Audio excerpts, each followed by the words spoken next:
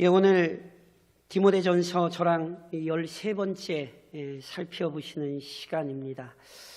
하나님께서는 자기 아들 그리스도 안에서 영원전에 위대한 일을 계획하셨습니다. 그것은 바로 영원한 형벌이 마땅한 죄인 중 일부를 구원하시기로 작정하신 것이지요. 이와 같은 하나님의 구원 계획에 따라 실제로 택하신 자들에게 구원의 은혜가 임했습니다. 그래서 이 땅에 구원받은 자들의 공동체 또는 선택하심을 받은 자들의 공동체, 즉 교회가 세워지게 된 것입니다. 이렇듯 교회는 사람이 만든 공동체가 아니라 하나님의 부르심으로 세워진 공동체입니다. 그런즉 교회는 사람의 생각으로 운영되어서는 안 되고요. 오직 하나님의 뜻 안에 머물러 하나님의 요구에 순종하며 성장해야 합니다. 사람의 욕망을 추구하고 그 사람의 욕망을 충족시키기 위한 일에 힘써야 하는 것이 아니라 오직 하나님을 영화롭게 하고 그 이름에 영광 돌리기 위해 힘써야 합니다. 아멘이시죠? 그래서 이번 한 주간도 우리 대광중앙교회는 오직 하나님께 영광 돌리는 공동체가 되어야 합니다. 그것이 종교개혁의 신앙과 신학을 잇는 개혁교회입니다. 종교개혁 주의를 맞아 우리의 우리됨, 우리의 개혁교회라는 정체성 잃어버리지 마시고 그 믿음의 선배들의 그 본을 받아서 우리의 정체성 정말 잘 지켜나가는 우리 대광중앙교회 교인들 되시기를 다시 한번 교회의 머리이신 우리 주님의 이름으로 권면드립니다. 바울이 우리에게 교훈했던 것처럼 거짓 교훈 철저히 물리치고 바른 진리의 말씀 굳게 붙들고 각자에게 주신 사명 감당하셔야 합니다. 무엇보다 이러한 선한 싸움 또한 영적 전쟁 끝까지 신실하게 감당해야 합니다. 디모데전서 4장 16절에서 저랑 이미 어떤 말씀 살펴보셨습니까? 내가 내 자신과 가르침을 살펴 이 일을 계속하라. 이것을 행함으로 내 자신과 내게 듣는 자를 구원하리라. 바울이요 디모데에게 디모데 자신과 그가 붙들고 있는 말씀에 비추어 영적으로 성장하는 일, 영적 전쟁 또는 믿음 안에서 신실하게 사명을 감당하는 일 멈추지 말라 권면하고 명령하죠. 그래서 이처럼 영적 성장을 위해 계속 수고하고 애쓸 때 디모데 자신의 믿음도 지켜낼 수 있고요. 함께 선한 싸움에 동참한 성도들의 믿음도 견고하게 보존할 수 있다 알려주지요. 그래서 사랑하는 성도 여러분 기억하셔야 돼요. 나 자신만이 아니라 내가 속한 가정과 교회, 내가 속한 공동체를 위해서라도 묵묵히 인내하며 신실한 믿음 지키시고 맡기신 사명 감당하십시오. 그러니까 선한 싸움, 영적 전쟁에 전념하는 것이 나만 살리는 게 아니에요. 나의 선한 싸움 때문에 나의 가정이 살아나고요. 성도들의 선한 싸움 때문에 교회가 살아나고요. 영적 싸움 잘 감당하는 교회 때문에 그 지역과 주변의 교회들, 나라와 민족이 살아납니다.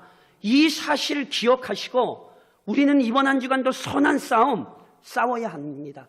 날마다 경건에 이르도록 연단하셔야 합니다. 성숙함을 나타내는 자가 되도록 이번 한 주간도 수고하셔야 하는 것입니다. 이러한 관점에서 오늘도 우리가 참된 그리스도인으로 살기 위해 이 본문의 말씀을 살펴보는 것입니다. 우선 본문에서 기억해야 될 첫 번째 교리는 이것입니다. 사랑하는 성도 여러분, 모든 성도는 서로를 가족처럼 섬겨야 합니다. 앞서 이미 교회가 하나님의 집이라 설명드렸어요. 교회가 하나님의 집이라는 것은 우선 교회가 하나님께서 임재하시는 공동체, 하나님의 처소임을 의미한다고 말씀드렸죠. 동시에 교회가 하나님의 집이라고 할 때 그 집이 어떤 의미라고 말씀드렸어요? 하나님을 아버지로 섬기는 한 가족임을 의미합니다. 이와 같은 교회의 가족됨은요, 생물학적인 이 혈연관계로 맺어진 게 아니에요. 삼위 하나님께서 행하신 위대하고 놀라운 구원 사역의 근거에 가족이 된 것이죠. 조금 달리 설명드리면, 우선 성부 하나님의 선택과 부르심으로 말미암아 한 가족이 된 것입니다. 또한 성자 그리스도의 중보 사역으로 말미암아 우리는 한 가족이 된 것입니다. 그래서 교회를 그리스도 안에 있다, 이렇게 표현하는 거예요. 또 하나, 성령 하나님의 신비롭고도 전능하신 능력으로 교회는 한 가족이 된 것입니다. 그러니까 이처럼 성부, 성자, 성령, 삼위 하나님께서 한 가족으로 부르셨으니 이 관계는 누구도 훼손할 수 없습니다. 이 관계는 어떤 세력도 끊어놓을 수 없는 영원하고 견고한 하나됨, 진정한 가족이라는 사실을 기억하셔야 돼요. 그래서 그런 의미에서 바울이 본문에서 디모데에게, 그리고 더 나아가 모든 성도에게 1절로 2절에 이런 권면을 하는 거예요. 늙은이를 꾸짖지 말고 권하되 아버지에게 하듯하며, 젊은이에게는 형제에게 하듯하고, 늙은 여자에게는 어머니에게 하듯하며, 젊은 여자에게는 온전히 깨끗함으로 자매에게 하듯하라. 여기 늙은이란 나이든 남성을 의미합니다. 그러니까 나이든 남자 어르신이거든요. 이 나이든 남자 어르신을 뭐 하면 안 된대요? 꾸짖으면 안 된대요. 여기 원래 꾸짖는다는 단어는요, 두들겨 패거나 때리는 것을 의미하는 것인데, 그것까지는 가지 않더라도 이 함부로 대우하는 행동을 나타내는 거예요. 그러니까 보세요. 절대로 나이 드신 어르신들을 함부로 대해서는 안 돼요. 사람은요, 나이와 상관없이 잘못 행동할 수 있습니다. 나이가 있어도 실수할 수 있습니다. 특히나 신앙생활을 늦게 시작하셨다면 나이가 드셨어도 신앙에 대해 잘 몰라서 잘못 행동하실 수 있어요. 그러면 이런 경우 어떻게 하라는 거예요? 절대로 무시하거나 함부로 대하시면 안 된다는 거예요. 오히려 아버지와 같이 여기고 올바르게 행동하실 수 있도록 도와드려야 한다, 이렇게 가르치는 거죠. 또한 젊은 남자는 자기 형제를 대하듯이 아끼고 배려하는 마음으로 관계를 유지해야 한다, 가르치는 거예요. 나이든 여성도 어머니를 대하듯이 친근하고 예의 있게 행동해야 하는 것입니다. 젊은 여자는요, 자기 자매처럼 대해야 돼. 부당한 욕망을 품지 말고 진실하게 상대해야 한다, 이렇게 가르치는 거예요. 그러니까 이 상에서 드러나듯이 모든 성도를 가족으로 여기고 가족처럼 사랑으로 대해야 한다, 지금 이렇게 가르치는 거죠. 서로 아끼고 보듬어 주려는 마음과 태도를 유지하고 서로를 존중해야 합니다. 그래서 저를 한번 좀 따라 하시겠어요? 대강중앙교회가 내 가족이다. 믿으십니까? 이게 지금 본문이 가르치는 거예요. 혈연적인 가족이 아니라 성부, 성자, 성령 하나님의 능력으로 완전한 하나됨으로 모인 공동체, 완전한 가족, 이게 교회라는 사실을 잊으시면 안 돼요. 그래서 교회의 하나됨이 이렇게 서로를 사랑함으로 명확하게 나타날 때 교회를 한 가족으로 부르신 하나님의 영광이 드러나는 것이고요. 함께 예배하고 함께 신앙생활하는 우리 성도 모두가 큰 유익과 위로를 얻을 수 있습니다. 더 나아가 교회가, 성도가 서로 사랑하는 모습 때문에 불신자들에게마저 칭찬받는 공동체가 된다는 사실을 절대로 잊으시면 안 돼요. 성도들이 서로 분열하고 싸우는 모습을 세상 사람들에게 보이면 하나님의 영광을 가리는 것이고요, 손가락질을 받는 거예요. 그걸 절대로 잊으시면 안 돼요. 그러니 오늘도 본문이 가르치는 것처럼 교회가 가족이라는 사실을 기억하시고 모든 성도를 가족처럼 여기며 섬기십시오. 이것이 참된 믿음입니다.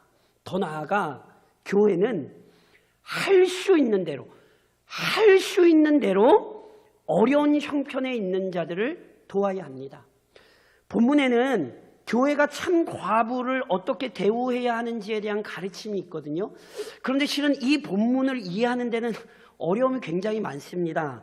이견, 다른 견해가 굉장히 좀 많습니다. 그래서 실은 제가 준비하다가 5장 본문을 제가 그냥 우리 성도들에게 빼고 설교를 할까, 실은 설교자로서도 굉장히 많이 고민을 했어요. 그런데 그래도 디모데전서를 전체로 살펴봐야 되기 때문에 제가 오늘 본문을 좀 다루겠습니다. 그러면서 제가 좀 필요하다 싶은 내용만 좀 설명을 드리려고 해요. 본문 3절에 이런 말씀이 있잖아요. 참 과부인 과부를 존대하라. 이는 참 과부를 도와주라는 가르침이거든요. 그럼 제가 여쭤볼까요? 참 과부가 누굽니까? 참 과부. 그러니까 이 의미부터 좀 이해를 좀 하실 필요가 있어요. 이런 것입니다. 고대 사회에서 여성이 홀로 살아가는 일은 정말 어려운 일입니다. 제가 예전에 룻기 설교할 때 그 말씀 드렸어요.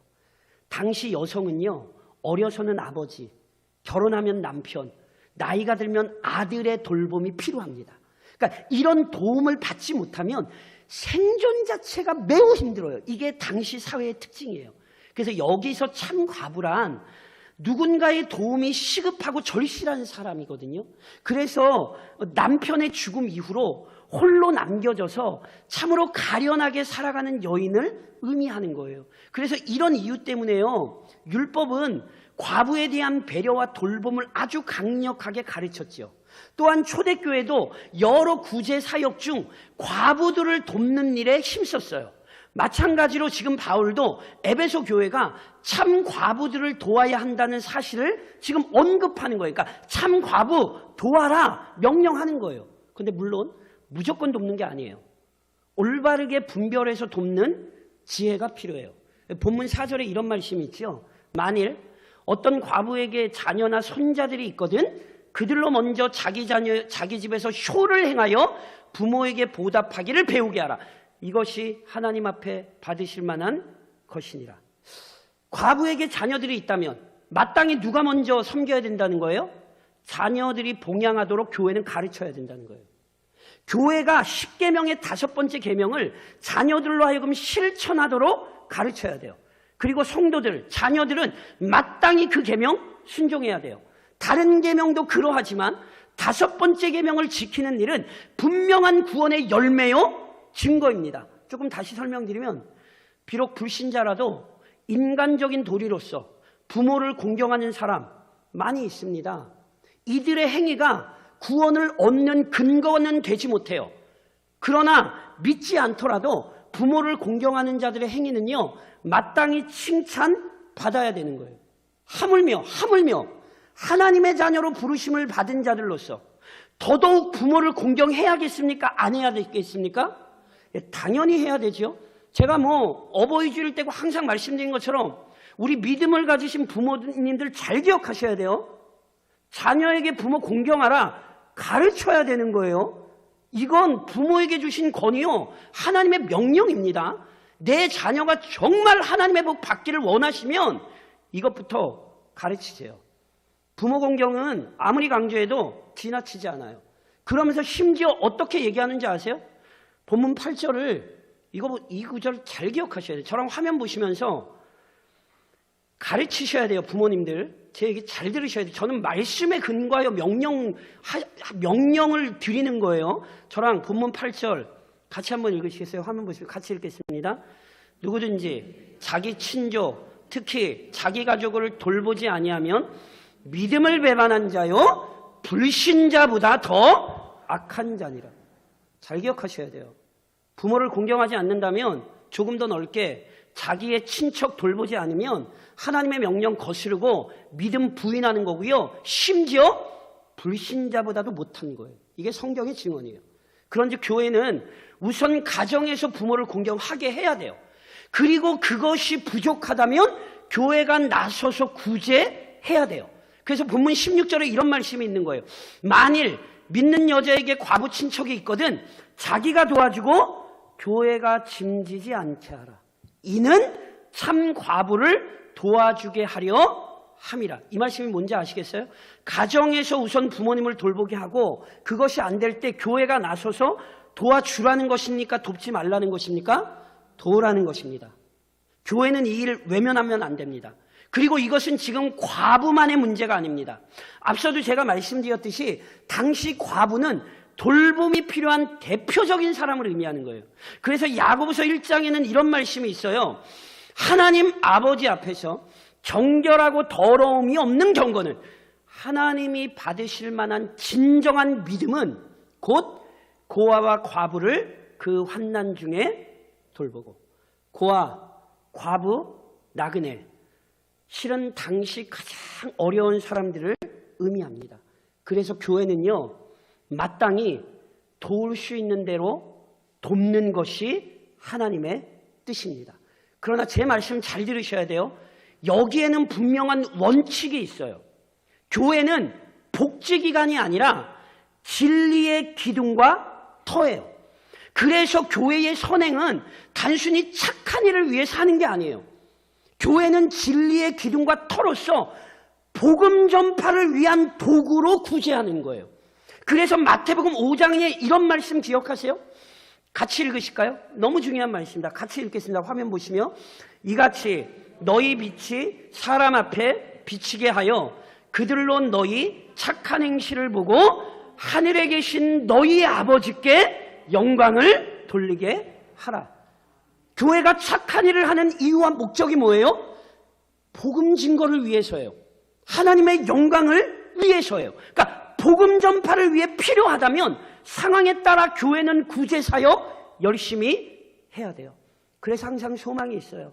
우리 교회가 복음 전도를 위해 우리 교회 할 수 있는 한 구제 사역 해야 합니다. 하나님께서 교회에게 주신 은혜와 합당한 질서에 따라 이 지역의 구제의 손길을 펼치는 것, 이게 교회의 교회됨이라는 사실 절대로 잊으시면 안 돼요.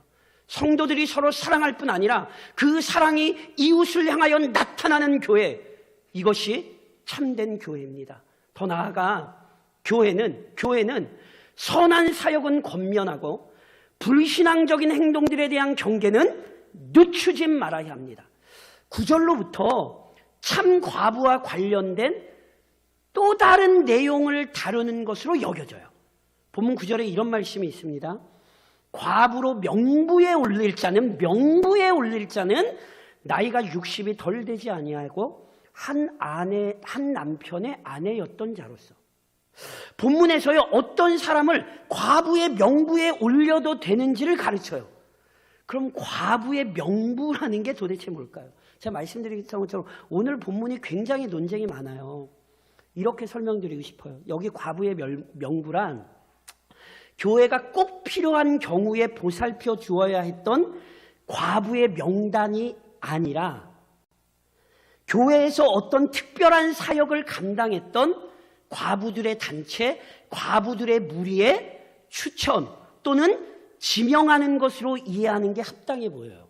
무슨 말씀이냐면 앞서 저랑 장로, 집사, 함께 섬기는 여자들 살펴봤잖아요. 마찬가지로 여기에 나온 과부의 명부란 성도들을 위로하고 권면하는 사역에 수고했던 과부들로 구성된 그룹을 의미하는 것으로 보여요. 물론 그 과부 중에는요, 교회의 도움, 앞서 얘기했던 교회의 도움을 받는 사람들도 있었을 거예요. 하지만 교회의 도움을 받는지와 상관없이 함께 교회를 위해 헌신한 과부들이 있었던 거죠. 그래서 장로, 집사 아무나 세우지 않고 철저히 검증했듯이 이 과부의 명부에 올려서 공적으로 사역하게 했던 과부들 역시 반드시 검증했던 거예요. 그래서 오늘 검증의 내용이 나오는 거예요. 그래서 어떤 사람이어야 된다고요? 우선 60이 넘어야 돼요. 이게 무슨 의미인지 아세요? 이 사역을 위해 연륜이 필요했다는 거예요. 그러니까 믿음도 좋을 뿐 아니라 인생의 연륜도 있어서 교회 안에 신앙이 연약한 성도들을 위로하는 역할을 감당하게 한 것이죠. 아직도 교회 안에 믿음과 연륜을 가지고 어린 성도들을 위로하시는 분들의 역할 굉장히 중요하죠. 이 역할을 하는 분들을 지금 의미하는 거예요. 이분들은요, 한 남편의 아내였던 자여야 돼요.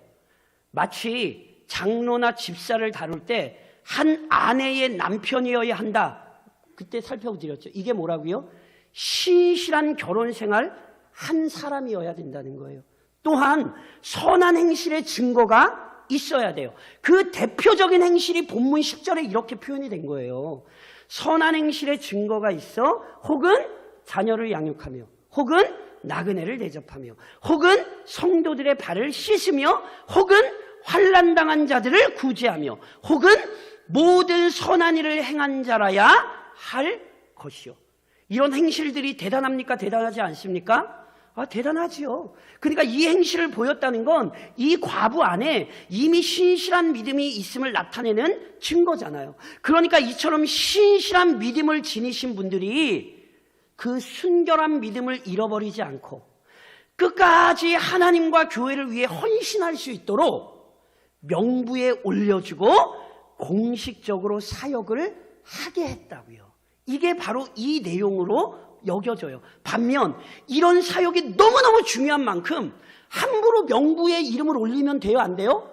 안 되지요. 그래서 12절로 이런 구절이 11절로 이런 말씀이 나오는 거예요. 젊은 과부는 올리지 말지니 그 명부에 올리지 말라고요. 왜요? 이는 정욕으로 그리스도를 배반할 때에 시집가고자 함이니 처음 믿음을 저버렸으므로 정죄를 받느리라. 이 구절도 잘못 이해하시면 굉장히 혼동될 수 있어요. 바르게 좀 이해하실 필요가 있어요. 자, 제 얘기를 잘 들어보세요. 성경은 부당한 이유로 이혼하고 다시 정욕에 따라 재혼하는 것 반드시 기억하셔야 됩니다. 성경은 죄로 규정합니다. 그러니 그런 죄를 범했다면 그리스도의 구속의 은혜 가운데 철저히 회개하는 것이 성도들에게 필요합니다. 우리 역시 연약하게 언제든지 그런 일이 일어날 수 있으나 그 죄를 하나님 앞에서 철저히 회개하고 그 문제를 해결하지 않으면 합당하지 않습니다. 그러니 이 사실은 잊으시면 안 돼요. 그런데 동시에 사별한 사람이 재혼하는 것 성경이 금하지 않습니다. 그러니까 이런 관점에서 저랑 살펴보시는 이 본문을 젊은 과부가 재혼을 했다고 문제 삼는 게 아니에요. 이렇게 이해하시면 안 돼요. 젊은 과부가 재혼하면 뭐 하나님 보시기에 이런 뜻 절대로 아닙니다. 이 구절의 의미를 좀 풀어드리면 이런 거예요. 어떤 젊은 과부가 이미 하나님 앞에 그리고 교회 앞에 헌신하기로 서약을 했단 말이에요.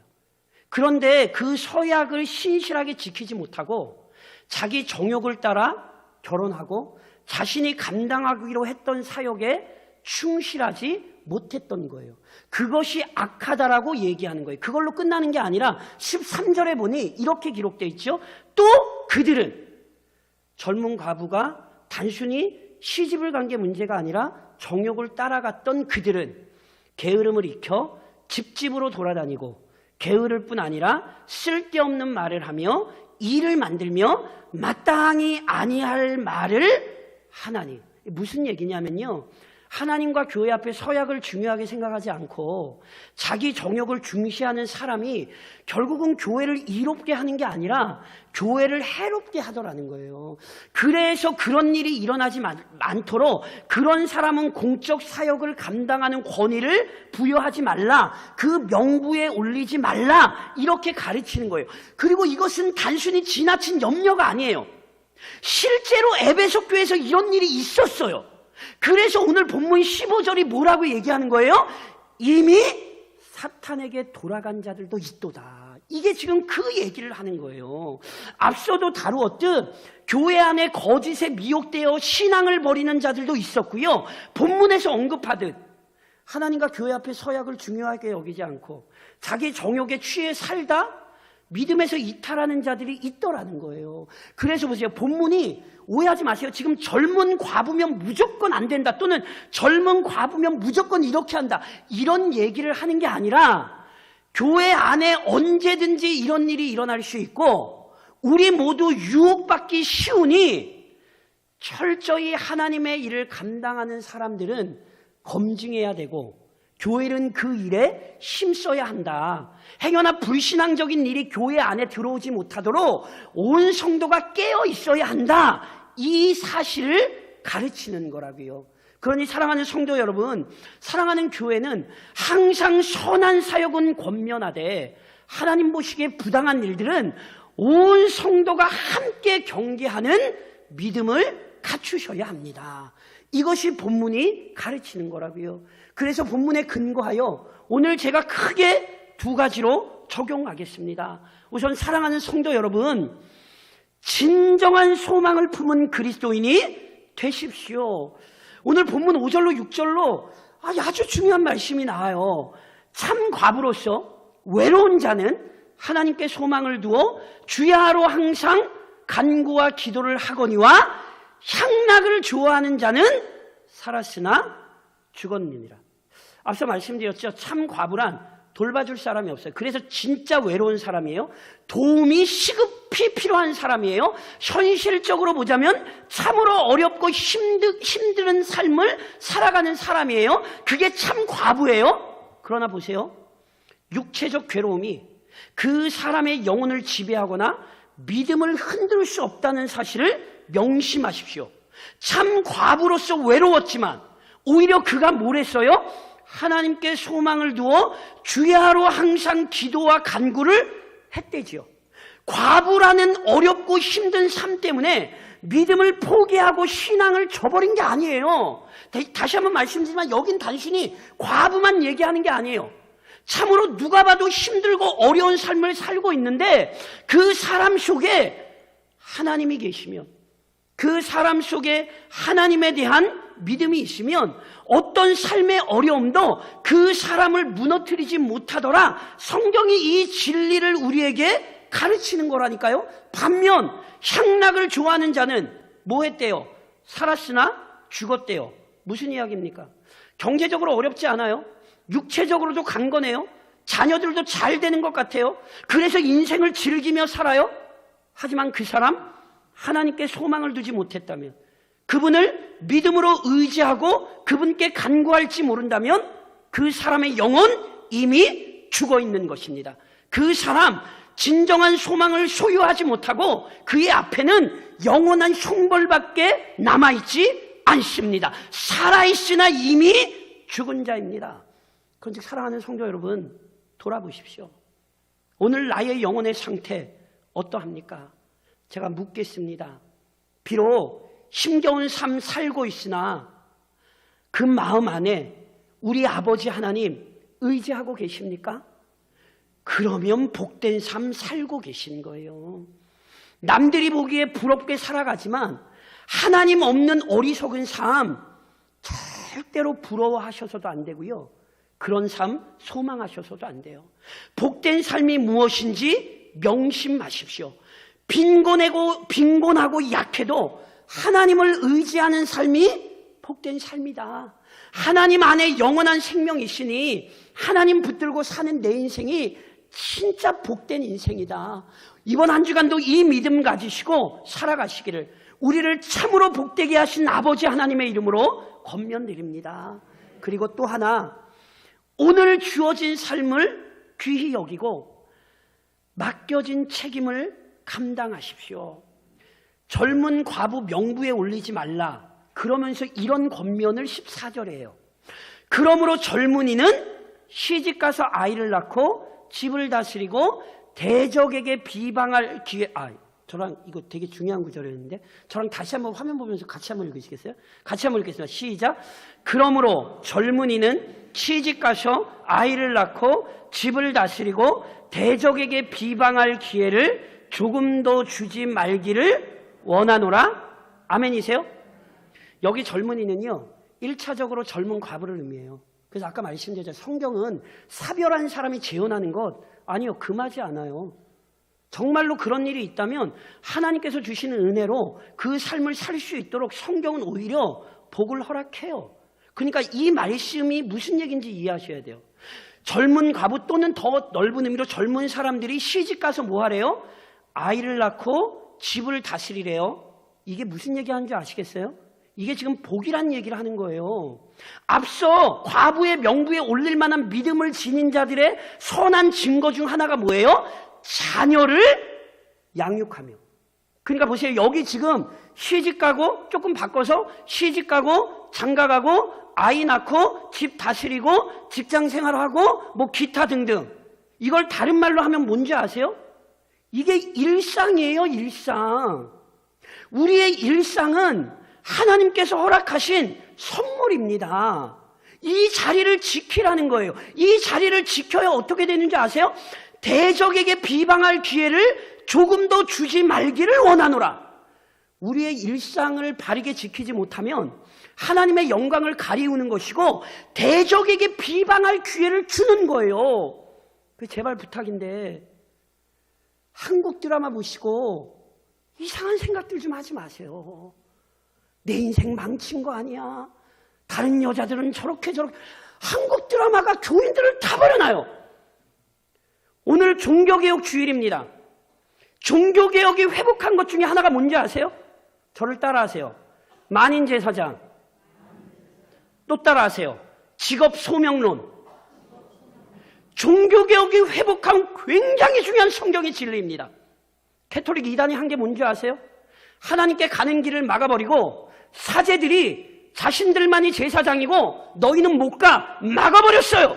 그것을 회복한 게 종교개혁이에요. 그리스도 안에서 모든 성도가 왕이요 선지자요 제사장이 되었으니 누구든지 예수 그리스도의 이름을 의지하여 하나님 앞에 담대히 나아갈 수 있는 것, 이게 종교개혁입니다.